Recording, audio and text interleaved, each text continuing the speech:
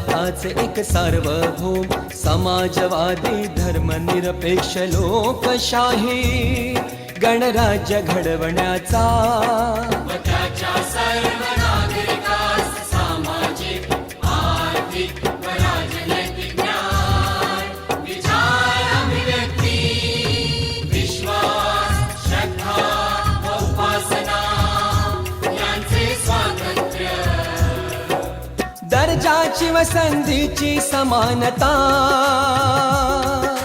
निश्चितपणे प्राप्त करून देण्याचा आणि त्या सर्वांमध्ये व्यक्तीची प्रतिष्ठा व राष्ट्राची एकता आणि एकात्मता यांचे आश्वासन देणारी बंधुता प्रवर्धित करण्याचा संकल्पपूर्वक निर्धार करून